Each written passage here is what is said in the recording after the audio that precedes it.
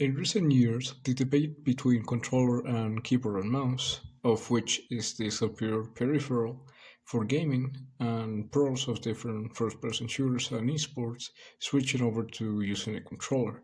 But the debate kinda hits a wall when anyone mentions aim assist on controller and says basically aimbot, which has muddied the conversation because they ignore a very significant fact, and that's why aim assist exists in the first place.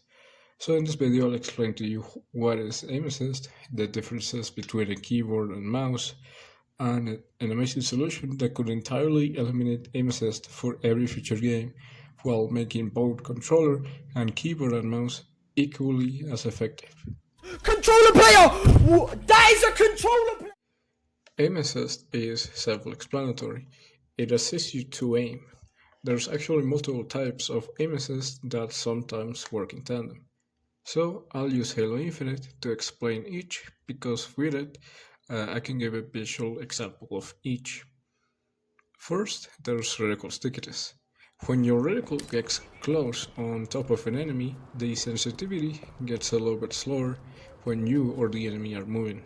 As you can see, while my reticle is on top of the enemy, it slows down and only goes back to normal when the reticle is outside of the area of the enemy. And it still works while I'm the one moving, which in this case kinda makes like a pendulum type shape.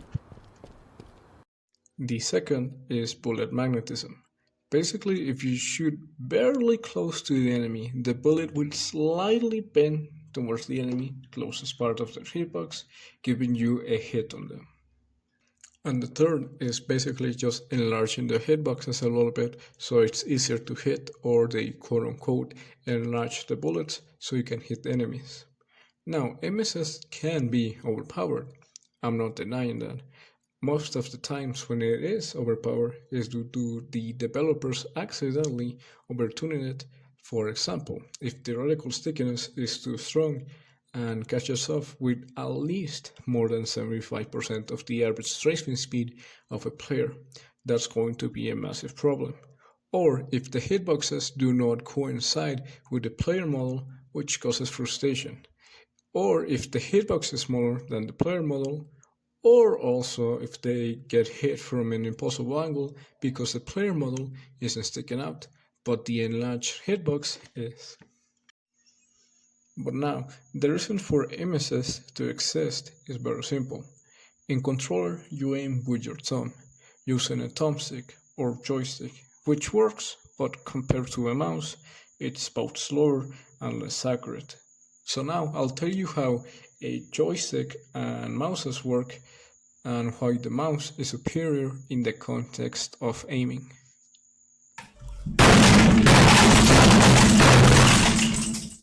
A joystick is a stick with a flat end for your thumb or finger to comfortably manipulate within a designated area.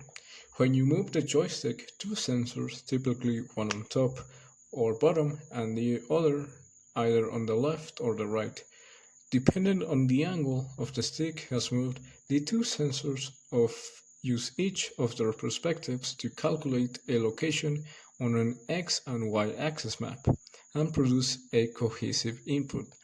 There's many types of joysticks, potentiometer based ones, Hall effect and TMER. Joysticks with potentiometers are the cheapest of the three and the most used ones for first-party controllers, but are also the ones that experience the worst durability due to how potentiometers work. A potentiometer is a variable resistor, and in this case, the two potentiometers work to make the output, but they work via a needle that drags into a metal piece, and due to friction, it tends to wear out, which causes stick drift and general inaccuracy. Hall effect and tunnel magnetic resistant joysticks get rid of the stick drift problem with potentiometer-based joysticks by each implementing their own magnetic-based concept to give an input, which means there's no wear and tear due to being no mechanical friction between parts, and are more durable as a result. with the general rule of thumb that tunnel magnetic resistance joysticks are more accurate, have less delay, and is more power efficient than Hall effects. But both types are good. A mouse is basically a mini camera that takes pictures of the surfaces on every couple of milliseconds and compares them between the previous and next image to give an input in an X and Y axis map. Now, with a joystick, since you use your thumb, you have a very limited range that can be somewhat slow due to, of course, only using your thumb. Now, with a mouse, you have more range and use more parts of your body to move. Your wrist for smaller movements, your elbow for flicks, and technically your shoulder to move faster. By the way, I'm not saying that you can't be as effective aiming with a controller than someone using keyboard and mouse, but I wanted to explain that in average, a player that uses mouse and keyboard will have a higher accuracy stat than a controller due to, of course, having a wider and bigger range of movement, and why aim assist exists in the first place. And like I said, it can be overtuned, which makes it actually have an unfair advantage over mouse and keyboard. But there's a way to not only eliminate aim assist from future games, but also at the same time make controllers equally as effective as aiming with a mouse. Wait, is that Gabe? Come on, not every dude with a beard. Hi, this is Gabe. Gyro Aim. You most likely have interacted with gyros before. When you flip your phone, they're the ones responsible of detecting the rotation and rotate the screen accordingly. It's the same concept, but more complicated in a controller. Instead of using the joystick to aim, you rotate the controller in whatever direction you want relatively to what you're looking at, which of course makes it more accurate to shoot because you now use your two wrists to aim, which also frees up your thumb to press other buttons instead of the majority of the time being glued to the joystick. Gyro aiming isn't something new. The Nintendo Switch Pro controller and the base PS5 controller have gyro, but it's rare for games to actually implement support for this feature. But with the introduction of the Steam controller, which as of this video release, it will be out in a couple of weeks, it will open the floodgates and more people will be aware of gyro aiming and its benefits.